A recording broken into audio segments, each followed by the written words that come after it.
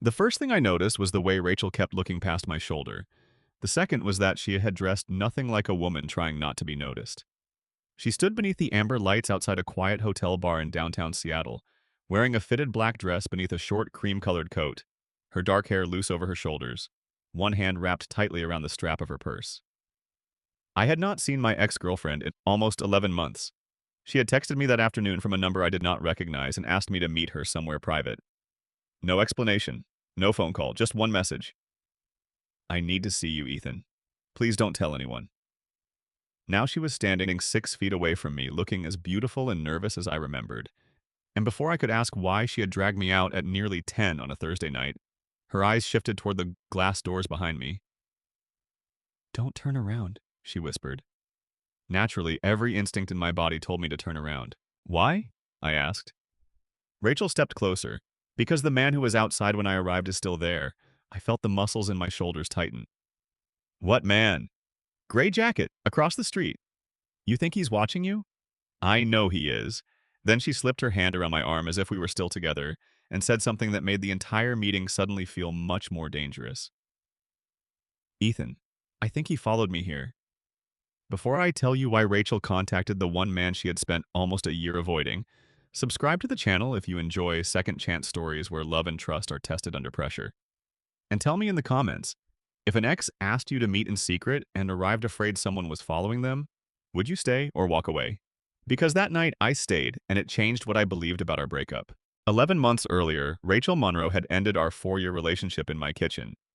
I was 36 then, a structural engineer who spent most of my life believing problems became manageable once you understood the forces acting on them. Rachel was 33 and worked as an event director for the Bellwether Foundation, a Seattle nonprofit that funded neighborhood arts programs, youth centers, and restoration projects.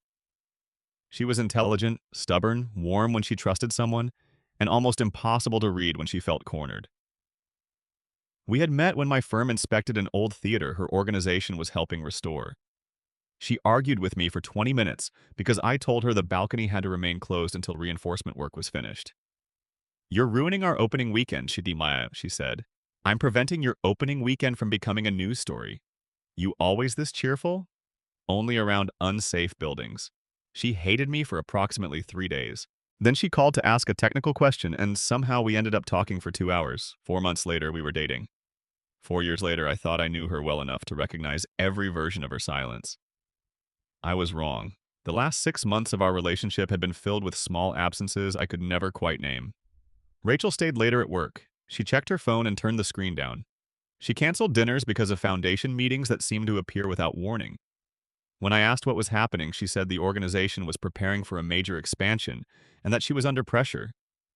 I believed her until believing her began to feel like an act of discipline. Then one night she came to my apartment, placed my key on the kitchen counter, and told me she could not do this anymore. Do what? I asked. Us. That's not an explanation. It's the only one I can give you. Are you seeing someone? Her face changed, not with guilt but hurt. No. Then what happened? Nothing happened. People don't end 4 years because nothing happened.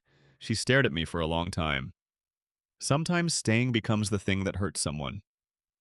Who am I hurting? Rachel picked up her coat. I'm sorry, Ethan. I stepped between her and the door, not blocking her, just desperate for one answer. Do you still love me? She closed her eyes for half a second. That's why I have to go. Then she left. I spent months turning that sentence over until it meant nothing. We had no dramatic betrayal, no public fight, no final confession. She simply removed herself from my life. Eventually, I stopped asking mutual friends about her. I stopped checking the foundation's social pages. I boxed up the coffee mug she had left at my apartment and put it in the back of a cabinet because throwing it away felt theatrical and using it felt pathetic. By spring, I had convinced myself that not understanding the breakup no longer mattered. Then, on a Thursday afternoon in October, the unknown number appeared on my phone. The message contained the name of the hotel bar and a time. 9:45. Come alone. That last part irritated me enough that I almost refused. Instead, I wrote, "Why?" Rachel answered. "I can't explain by text." I stared at those words for several minutes before agreeing. Now, outside the hotel, I had the uncomfortable sensation that the mystery I had spent 11 months trying to bury had walked back into my life wearing heels and asking me not to turn around. Go inside, I told her. Ethan, if somebody is watching, standing under a light arguing isn't helping. We entered the hotel bar. It was quiet, expensive, and mostly empty. Rachel chose a booth with a mirrored panel behind it, giving her a partial view of the entrance. That detail told me her fear was not spontaneous. Start talking, I said. She removed her coat but kept her purse beside her instead of setting it on the floor. You look good, she said. You didn't call me here to review my appearance. Her mouth tightened. Still impatient. You asked me to come alone and told me someone followed you. You have about 30 seconds before I decide this was a terrible idea. It probably was. Rachel, she looked at me. Do you remember the Harbor House project? I did. The Bellwether Foundation had spent years raising money to convert an abandoned waterfront warehouse into studios, classrooms, and affordable workspaces for local artists. Rachel had practically lived at the project during our last year together. What about it? The foundation is supposed to announce the final property transfer next week. Okay. It may not happen. Why? She glanced toward the entrance. Because some of the financial records don't make sense.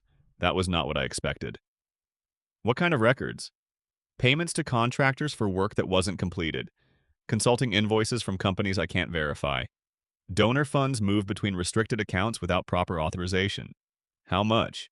Enough that if I'm right, the foundation could lose the project and possibly its nonprofit status. I leaned back.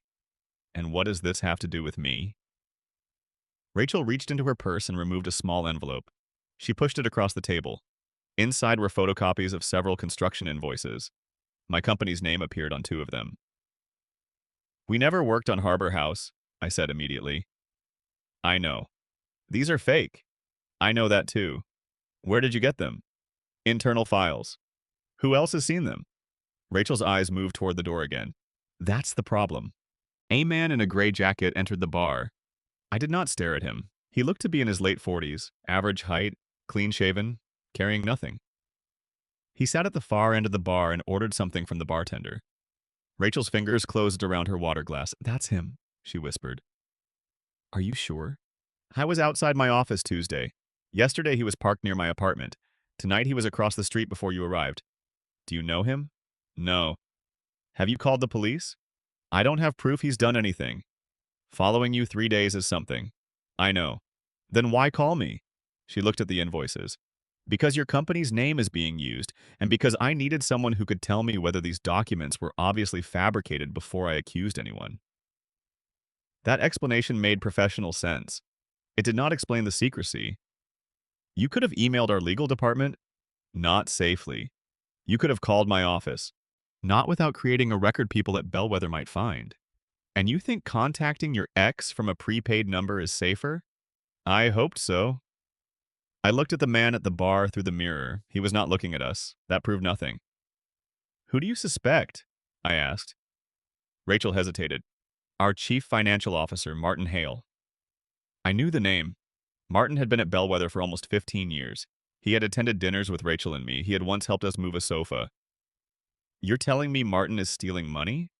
I'm telling you records under his authority don't match reality. That's different. Yes. And you think he has you followed? I don't know.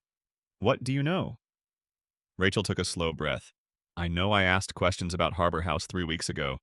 I know Martin told me I was misunderstanding accounting procedures. I know 2 days later my access to historical vendor records disappeared.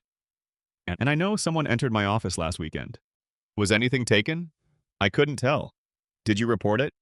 The building manager said there was no sign of forced entry. I looked at her. You realize how this sounds. Paranoid? Dangerous. The man at the bar finished his drink after 15 minutes and left. Rachel did not relax. I waited another 5 minutes before standing. We're leaving separately. She grabbed my wrist. No. The contact surprised both of us. Her hand stayed there for a second before she released me. If he is following me, I don't want you walking out alone with those papers. They're copies. Still. Where's your car? Garage 2 blocks east. Mine is underground here. I didn't know you were parking here. Neither did whoever followed you. I folded the invoices and returned them to the envelope. You're coming with me. Rachel's expression tightened. I don't want to drag you into this. You called me. For the invoices. And now a stranger may be following you. You don't owe me protection. This isn't about owing you anything. She studied me. You always do that. Do what? Turn caring into responsibility so you don't have to call it caring. 11 months apart, and she still knew exactly where to place the knife. Tonight isn't the night to analyze me. Probably not. We walked through the lobby toward the elevators. In the mirrored doors, I saw Rachel glance behind us twice. No gray jacket. We took the elevator to the parking garage. My truck was near the far wall. I unlocked it remotely. Get in, I said. Rachel stopped. My car. We'll get it tomorrow. I need it for work. Then we'll circle once and see whether anyone follows us. If not, I'll take you to it. She looked at me. You have become bossier. You called me because you thought you were being followed. That doesn't make you my bodyguard. Correct. It makes me the guy with a truck standing in a parking garage while you argue about transportation. For the first time that night, she almost smiled. I miss that. What? Being annoyed by you. The words landed somewhere I did not want them to. I opened the passenger door. Get in, Rachel. We drove out of the garage and headed south before looping back toward downtown. I watched the mirrors. Rachel watched everything else. For the first 10 minutes, no vehicle stayed with us consistently. Then a dark sedan appeared 2 cars behind at 3 consecutive turns. Is that him? Rachel asked. I don't know. It's been behind us since 5th. I noticed. I changed lanes. The sedan changed lanes 30 seconds later. At the next intersection, I turned right without signaling until the last moment. The sedan continued straight. Rachel exhaled. Maybe nothing. Maybe. You don't believe that. I believe frightened people notice patterns, and sometimes the patterns are real. Very comforting. I'm an engineer, not a therapist. I remember. I took her toward the garage where she had parked. When we reached the block, Rachel suddenly sat straighter. Keep driving. Why? There's a gray SUV near the entrance. Does it belong there? I don't know. Did you see it earlier? I think so. Thinking isn't enough. Ethan, please. I kept driving. 2 blocks later, she said, take me home. Absolutely not. Excuse me? If someone knows where you live, that's the last place I'm dropping you. Where exactly are you planning to take me? My place. Silence filled the truck. That seems like a bad idea, she said. Professionally or personally? Both. Then suggest somewhere safer. She couldn't. 20 minutes later, Rachel was standing in my apartment for the first time since the night she left. Very little had changed. That seemed to affect her more than I expected. Her eyes moved from this bookshelf to the framed photograph of my parents, then toward the kitchen. You still have that table, Bob, she said. It's a table, Nick. You hated it. You liked it. She looked at me. That's not a good reason to keep furniture. It stopped bothering me. She took off her coat and draped it over the chair she used to claim every morning. The fitted black dress beneath it made the meeting look far more intimate than it was, and I caught myself remembering evenings when she had dressed up for foundation galas and come home exhausted, kicking off her heels before she reached the bedroom. I looked away. Coffee? I asked. At 11:30? Right. Tea? You still have chamomile? I opened the cabinet and found the box. Rachel gave a quiet laugh. Of course you do. Apparently tea has a longer shelf life than relationships. That was unnecessary. Probably. I made 2 cups anyway. Then I placed the invoices on the table and photographed them with my phone. I recognized our old logo, our former office address, and the name of a project manager who had retired 3 years earlier. Whoever created these had access to outdated company information, I said. Could they have found it online? Some of it, not all. What do you mean? I pointed to an internal cost code printed near the bottom. This format hasn't been public. It was used on vendor documents maybe 4 years ago. Rachel went still. 4 years. Approximately. That's when Bellwether hired your company for the Mason Arts Center. Yes, Martin handled that project. We looked at each other. The first real connection had appeared. I called our general counsel, David, despite the hour. I did not give him Rachel's name or mention the foundation. I sent him one photograph and asked whether the invoice number existed in our system. He called back 10 minutes later. Faye, yes, he said. How sure? Completely. That invoice number belongs to a hospital renovation in Spokane. Different amount, different client. Where did you get this? I'll explain tomorrow. Ethan, if somebody is using our name on fabricated invoices, tomorrow should start early. Agreed. After I ended the call, Rachel looked pale. So I was right. About the invoices. That's enough? Enough for what? To take everything to the board. No. Ethan, you have copies of fake invoices. You don't know who created them, who approved them, or whether Martin is involved. His authorization is on the payment record, which could also be fabricated. Why are you defending him? I'm not. I'm protecting you from making an accusation you can't prove. She stood. I knew you'd do this. Do what? Turn it into a standard of proof so high nobody can act. That's called evidence, and I have evidence. Well, you have one piece. Rachel grabbed her purse. I should go. Where? Home. You're not leaving because you're angry. You don't get to decide that. No, but the man following you may still be outside. Her eyes flashed. You think I don't know that? Then stop acting like I'm the threat. The room went quiet. Rachel's anger disappeared almost instantly. I don't think you're the threat. Then what are you afraid of? She looked at me with an expression I had seen only once before, on the night she ended our relationship. That if I tell you everything, you'll understand why I left. I did not move. Then tell me, Rachel sat slowly. 6 weeks before we broke up, Martin asked me to approve a series of event expenses connected to Harbor House. I refused because the vendor descriptions were vague. He told me they were donor development costs and that the board had already approved them. Did you sign? No. 2 days later, the foundation president, Claire, called me into her office. She knew you worked for Northline Engineering. She asked whether you ever discussed confidential project pricing with me. What? I said no. She showed me an anonymous email claiming I had shared your company's bid information with Bellwether during the Mason project. I stared at her. That never happened. I know. Why didn't you tell me? Because the email included screenshots. Of what? Messages that looked like they came from you. My stomach tightened. They were fake. I believe that.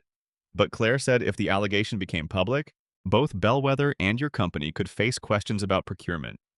She told me the board would investigate quietly. And Martin came to me afterward. He said he had heard about it. He told me if I resigned, the issue might disappear before anyone contacted your employer. I understood before she finished. You thought leaving me would protect me. Not just leaving you.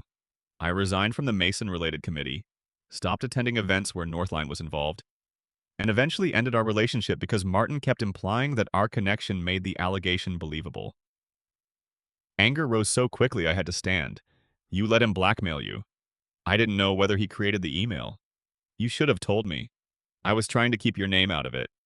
My name was already in it. Not publicly.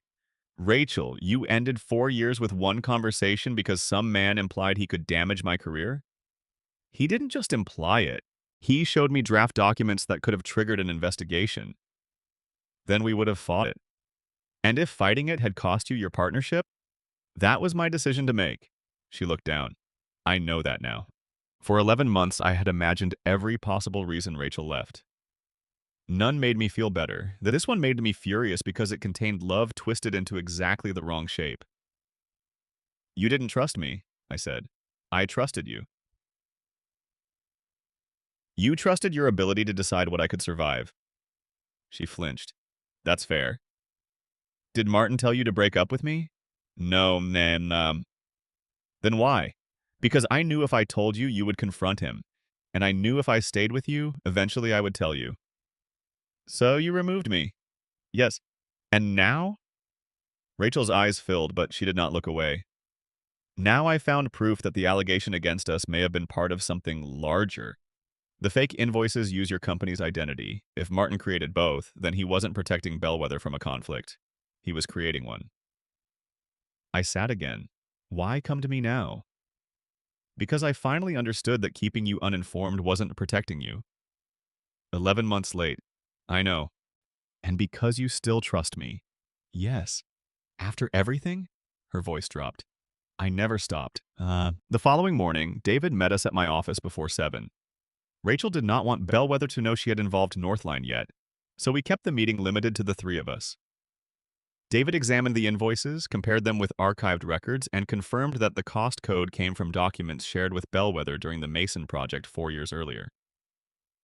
More importantly, the fake invoices contained formatting errors that suggested someone had modified old PDF templates rather than generated them from accounting software. Can you prove who? Rachel asked. No, David said, but I can prove Northline did not issue these. Would you put that in writing? Once Ethan tells me exactly why we need it. Rachel looked at me. I let her decide. After several seconds, she told David everything. He listened without interrupting. When she finished, he said, You need your own attorney. I expected that. And you should not confront anyone at Bellwether alone. I wasn't planning to. David looked at me. Good. Rachel gave me a sideways glance. He means because you would probably come with me. He knows me, David continued. If someone is physically following you, document dates, locations, vehicle descriptions, photographs of safe, and report it. Do not investigate the person yourself. Thank you, Rachel said. One more thing, David added. Do you still have the anonymous email? Yes. Original file? In my personal archive. Don't forward it. Preserve it. Rachel nodded. For the first time since the hotel, I saw something in her shoulders loosen. We had moved from fear to a plan. Over the next 3 days, Rachel stayed with her sister in Bellevue rather than returning to her apartment. I told myself my involvement was professional. That fiction lasted until Saturday afternoon when she called because someone had left an envelope beneath her apartment door. She had gone back with her sister to collect clothes. Inside the envelope was a printed photograph of Rachel and me leaving the hotel together. No message, no threat. Just proof that someone had watched us. I drove there immediately. Rachel stood in the hallway holding the photograph by its edges. Still think I might be imagining patterns? She asked. No. Good. Did you touch anything else? No. Police? On their way. Her sister Julia stood nearby with her arms folded. I had known Julia for years, and judging by the way she looked at me, she still held me partially responsible for the breakup despite not knowing why it happened. So you're back, she said. Apparently. Rachel has terrible timing. Julia, Rachel warned. What? I'm stressed. The police took the envelope, made a report, and asked the obvious questions. Rachel explained the financial concerns without accusing Martin directly. The officer told her to report any further contact and recommended changing routines temporarily. After they left, Julia pulled me aside. She never stopped loving you. Not helpful. I'm not trying to help you, I'm warning you. About what? Don't become her safe place for 2 weeks and disappear when this is over. I stared at her. She disappeared from me. I know more about that now than I did then. Did she tell you? Enough. Julia glanced toward Rachel. She made a terrible decision because she thought protecting someone meant choosing for them. Don't punish her by doing the same thing in reverse. I did not like how accurate that was. Rachel came home with me again that evening because Julia had 2 children and Rachel did not want to bring uncertainty into their house. This time the arrangement felt different. She borrowed one of my sweatshirts and changed out of the fitted clothes she had worn to meet with her attorney. When she walked into the kitchen with her hair tied back, I was hit by the ordinary familiarity of her presence. What? She asked. Nothing. You stared. You look comfortable. Your sweatshirt is older than our relationship. It's durable. It has a hole, ventilation. She smiled, then the smile faded. I missed this. You said that before, I mean this version. Standing in a kitchen arguing about stupid things. I poured coffee. Rachel, we can't use danger as a shortcut back into a relationship. I know. Good. But we also can't pretend nothing is happening between us because the timing is inconvenient. I looked at her. What do you think is happening? I don't know yet. That's unusually cautious. I've learned expensive lessons. She stepped closer but stopped before touching me. I want the right to earn your trust again, that's all. You already have some of it. Professional trust? More than that. Her eyes softened. How much more? Don't push? Still bossy. Still impatient. She smiled and moved away. It was the first time our closeness felt chosen rather than forced by the problem. Rachel's attorney, Maya Patel, arranged a confidential meeting with Bellwether's board chair and outside counsel on Monday. Rachel provided the fake invoices, the anonymous email, the photograph left at her apartment, and records showing that her access had been restricted after she questioned Harbor House expenses. Northline provided written confirmation that the invoices were fraudulent. The board did not immediately accuse Martin. Instead, it placed him on administrative leave while an independent forensic accountant reviewed the project. That should have reduced the pressure. Instead, it intensified it. Martin called Rachel that evening. She put the phone on speaker while I sat across from her. "Rachel," he said, sounding tired rather than threatening, "you have made this much larger than it needed to be. I reported documents I believed were fraudulent. Documents you don't understand. Then the audit will clear it up." Silence. "You brought Ethan into this." Rachel looked at me. "His company's name was used. You always had trouble separating personal feelings from professional judgment." My jaw tightened. Rachel stayed calm. "Is there a reason you're calling?" "Yes, stop before you damage people who had nothing to do with your assumptions." "Is that a threat?" "It's advice." "Then send it through counsel." She ended the call. Her hand shook afterward. "You handled that well, I said. I wanted to scream. You didn't. Growth. Annoying, isn't it?" She laughed weakly. The audit uncovered the first major answer 2 days later. Martin had approved payments to 3 consulting firms that shared mailing addresses with businesses controlled by his brother-in-law. That looked terrible, but it did not explain the stalking. Then another fact emerged. Bellwether's security contractor had recently been asked to perform risk monitoring related to a confidential internal matter.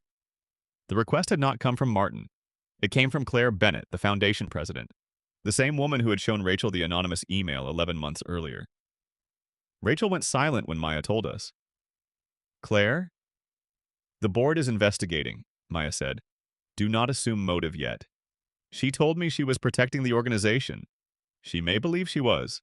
"Was the man in the gray jacket security?" "Possibly." "Then she had me followed." "We don't know whether he was instructed to follow you personally or observe meetings related to the internal review." I watched Rachel absorb the distinction. This was exactly why evidence mattered. Claire might have ordered surveillance for legal reasons, unethical reasons, or both. The answer arrived the next morning. The gray-jacketed man was a licensed private investigator contracted by the security firm. His assignment had been to identify who Rachel was meeting after Bellwether discovered she had accessed archived financial records. He had not been instructed to threaten her. The photograph left at Rachel's apartment, however, was not part of his assignment. Someone else had done that. That distinction changed everything. There were 2 pressures, not one. Bellwether's leadership had authorized surveillance, but someone had separately tried to frighten Rachel. The forensic accountant traced metadata from several fake invoices to a laptop assigned to Martin. When confronted, Martin denied creating them and claimed multiple finance employees used the machine during Harbor House budget meetings.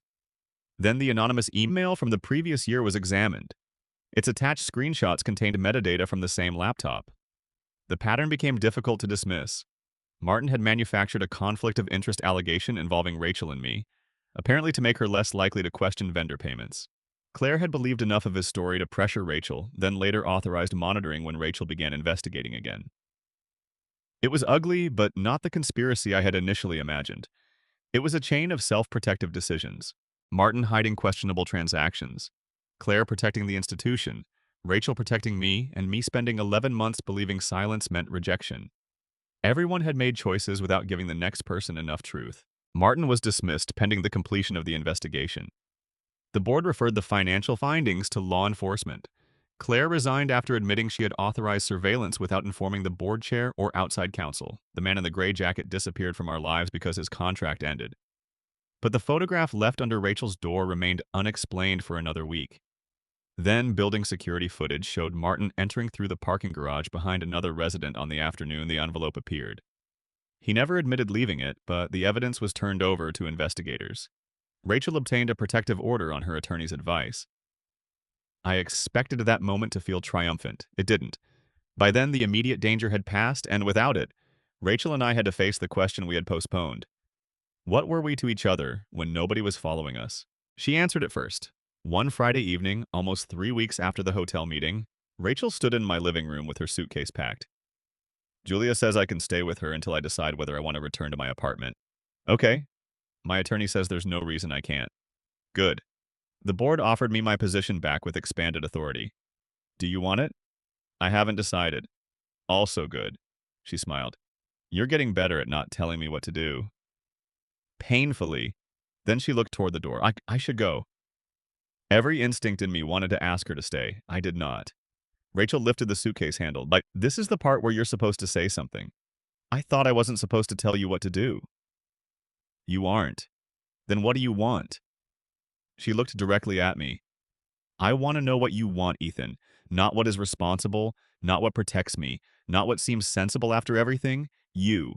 The answer scared me because it was simple. I want you to stay. Rachel's eyes filled. Tonight? Longer than tonight. Because you're worried? No. I stepped closer.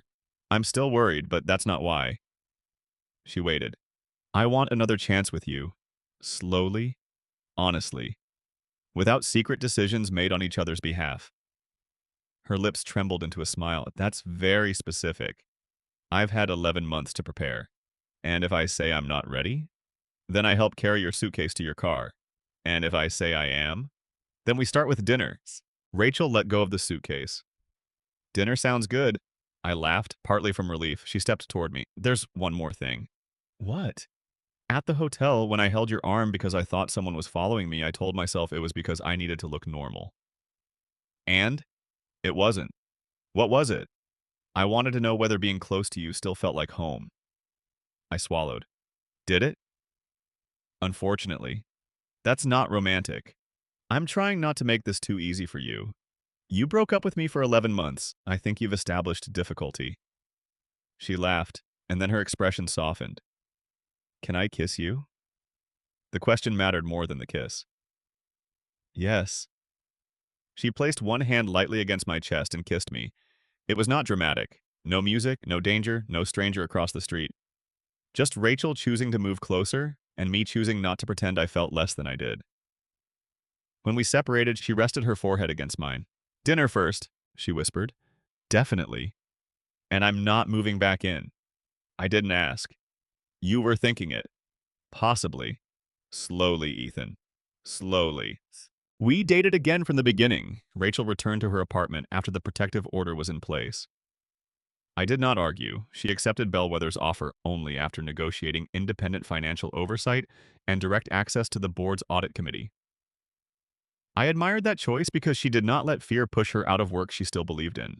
Northline cooperated with investigators, and the fraudulent invoices were formally cleared from our records. Martin eventually faced charges connected to financial fraud and falsified documents. I followed the case only as much as necessary. The story that mattered to me was no longer his, it was ours. Rachel and I went to restaurants where nobody was watching us.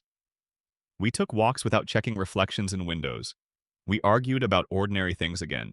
She hated how I loaded the dishwasher. I hated that she left cabinet doors open.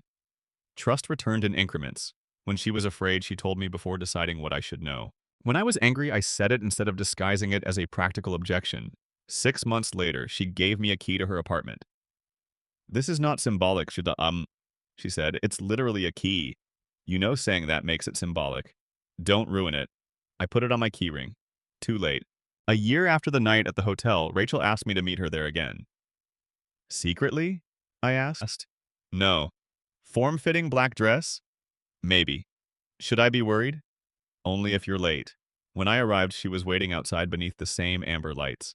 She wore a dark blue dress this time and the cream-colored coat I remembered. For a second, the image transported me backward. Then Rachel looked over my shoulder dramatically. Don't turn around. Not funny. A little funny. Who is following you? Nobody. She took my arm exactly as she had that first night. That's the point. We went inside and sat in the same booth. She ordered wine. I ordered bourbon. No one watched us. No envelope waited at home. No secret files sat between us. Why here? I asked. Rachel looked around the room. Because I don't want this place to belong to fear. What should it belong to? The night I finally stopped deciding what you could handle, I smiled. That's almost romantic. I'm improving. I reached into my jacket. Her eyes widened immediately. Ethan. Relax. That sentence has never relaxed anyone. I placed a small box on the table. Rachel stared at it. You said slowly. It's been a year. That's slow for you? Painfully. She laughed, then covered her mouth when I opened the box. I did not give her a speech about destiny. We had learned too much to pretend love removed uncertainty. Rachel, I can't promise that we'll always make the right decision, I said. We definitely won't. Thank you for the confidence. Continue. I can promise I won't make the important ones without you. I want a life where we tell each other the truth before we know what the solution is. I want ordinary mornings, stupid arguments, difficult conversations, and every version of you that doesn't fit neatly into a plan. Will you marry me? Rachel's eyes filled with tears. Yes. That was fast. Don't make me reconsider. I slid the ring onto her finger. She looked at it, then at me. You realize someone at the bar is staring. I glanced over. An older woman was smiling at us. Should we run? I asked. Rachel laughed. No, I think we can survive being watched. We married 8 months later in a small ceremony overlooking Puget Sound. Julia gave a toast in which she said, Rachel and I had spent years believing love meant protecting each other from difficult choices when what we actually needed was permission to face them together. I hated that Julia had summarized our entire relationship more efficiently than I could. Rachel squeezed my hand beneath the table and whispered, She's right. Don't encourage her. Too late. Bellwether's Harbor House project survived the scandal. With new oversight and restored donor confidence, the property transfer eventually went through. 2 years after our wedding, Rachel took me to the opening. The warehouse that had once existed in our lives as a collection of suspicious invoices was filled with artists, teenagers, families, music, and light. Rachel stood beside me near the entrance while people moved through the building. Worth it? I asked. She looked it around. The project? Yes. Everything else? She turned toward me. Ask me when we're 80. Avoiding the question. Learning from you. Then she kissed my cheek and pulled me toward the crowd. Sometimes I think about the version of that Thursday night where I never answered Rachel's message. It would have been reasonable. She had ended our relationship without explanation. I owed her nothing. I could have decided that whatever secret brought her back was no longer my problem. Maybe the financial truth would still have emerged. Maybe she would have found another way to prove the invoices were false. Maybe we would have continued living separate lives, each believing the other had become a closed chapter. But I went. She told me enough truth to make staying possible. Then, piece by piece, she told me the rest. The stranger following us created fear, but fear was not what brought us back together. Honesty did. Rachel once believed loving me meant protecting me from a problem by removing herself from my life. I once believed respecting her meant pretending I no longer cared whether she stayed. We were both wrong. Love without choice becomes control. Love without truth becomes guessing. And love without vulnerability can look remarkably similar to indifference. My ex-girlfriend, wearing a form-fitting outfit, met me in secret, and then someone started following us. That was the dramatic part. The part I remember most clearly, though, came later when nobody was following us anymore and Rachel stood in my living room with her suitcase in her hand. She could leave. I could let her. There was no danger forcing us together and no mystery left to solve. All we had was a choice. She asked what I wanted. For once I answered before calculating the consequences. I wanted her to stay. And she did. If this story stayed with you, subscribe to the channel and tell me in the comments. Can trust really return after someone leaves believing they were protecting you? Or does love only deserve a second chance when both people learn to make the hard decisions together? For Rachel and me, the danger brought us face to face again.